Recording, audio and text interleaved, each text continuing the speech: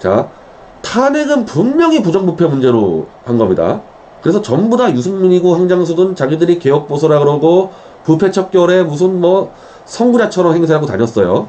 근데 막상 탄핵이 되니까 이제 자기들이 집권해야 되니까 안보를 내세워요.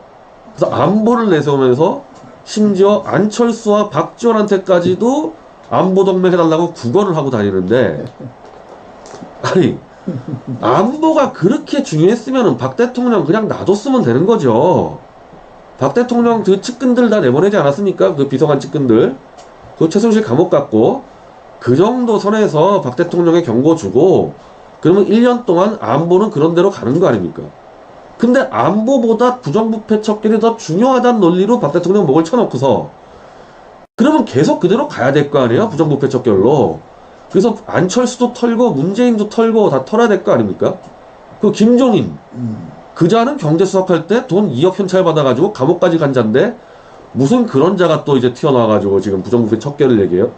그게 안 되니까 이제 또 안보 동맹으로 또 빠지는 겁니다. 안보 동맹. 그래서 안보만 대충 뭐 사드 배치 찬성 이 정도로 되면은 심지어 박지원, 안철수까지도 손잡고 이렇게 선동하고 다니는 게 지금 황장수 이런 자들인데, 황장수는 나팔수일 뿐이고 유승민, 김종인 이런 자들이 그렇게 하고 다니는 거 아닙니까? 하나만 하라는 거예요. 하나만. 부정부패로 탄핵했으면 끝까지 부정부패로 싸우고 안보를 지금 꺼내지 마라. 안보는 어차피 지금 트럼프가 하고 있지 자기들 날짜봐야 되는 것도 아니고, 안보가 그렇게 중요했으면은 일국의 대통령을 그렇게 함부로 탄핵했으면 안 되는 거예요.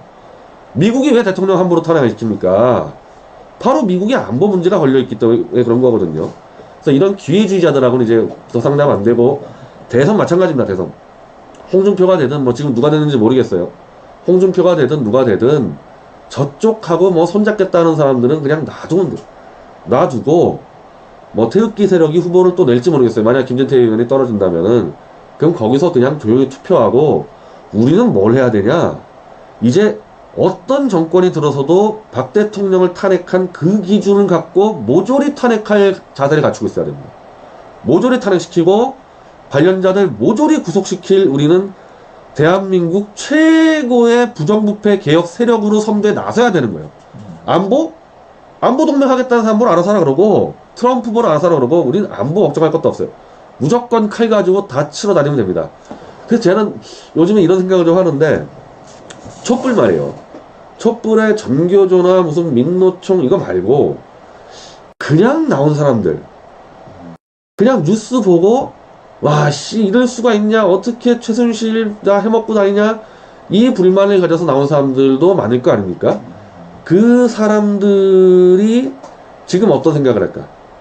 지금 저는 태극기 세력이나 촛불 세력이나, 전 정치권과 연계 안 된 사람들 얘기하는 거예요. 그 노조나 이런 사람들하고 어떻게 보면 큰 차이가 없다는 생각이 들어요.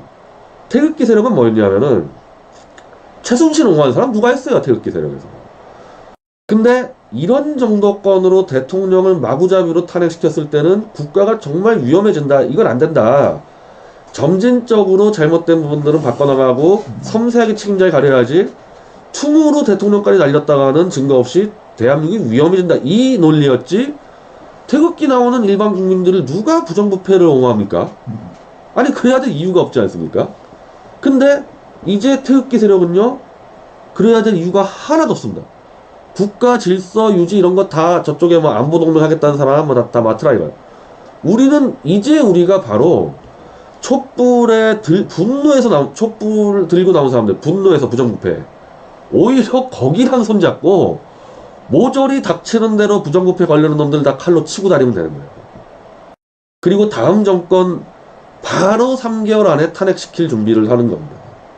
저는 그래서 이제 촛불과 태극기가 만날 수 있다. 이런 상황이면 좀 묘하게 될 수가 있어요.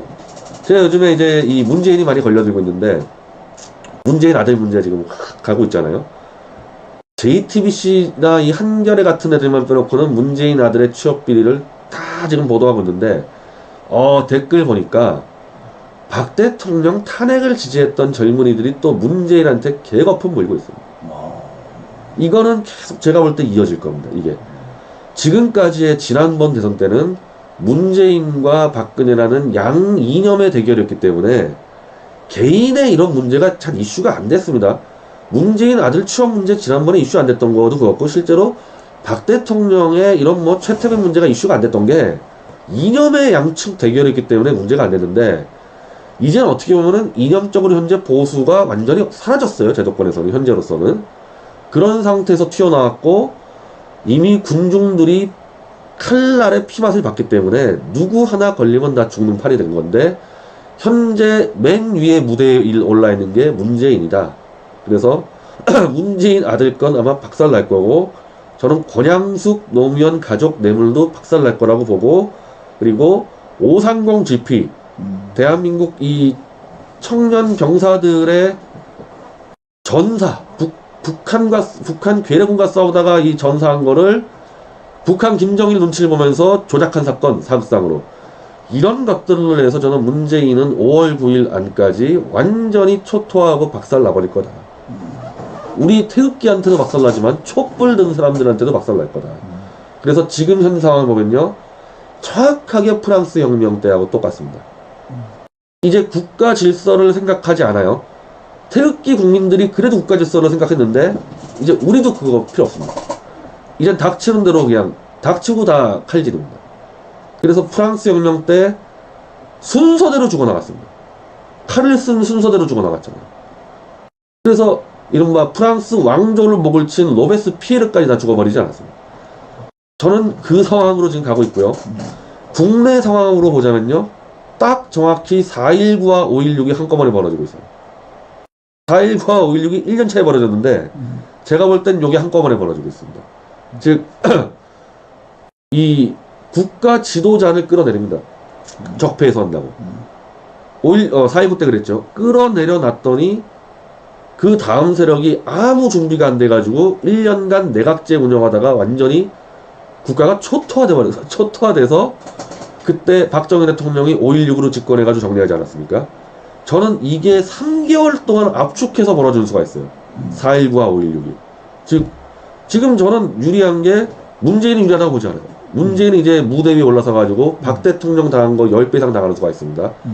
오히려 내각제 세력이 유리한데 그렇게 해서 내각제 세력이 집권해봐야 역시 3개월도 못 버티고 초토화되고 완전히 국가가 이제 무풍지대가 되는 거죠. 저는 그럴 때 박정희 대통령과 유사한 생각을 하는 세력이 와서 판 정리할 수 있다. 이거 1년까지 안 갑니다. 1년까지 안 가고 3개월 안에. 그 정기조 주필이 이제 좀 정말 이제 고생하시게 됐는데 한국경제신문사 나와서 이제 광화문에서 첫 방송하는데 그 어떤 정권이 들어와도 3년 못 버틴다 그러는데 저는 제 계산으로 볼 때 3년이 아니에요. 3개월이면 3개월. 그래서 꼭 대선 그렇게 신경 쓰지 마십시오. 뭐 누가 되나 안 되나 그런 거. 자, 이 정도로 결제라고 그래도 하고. 누가 안 되나 성경을 안 쓸 수가 없는데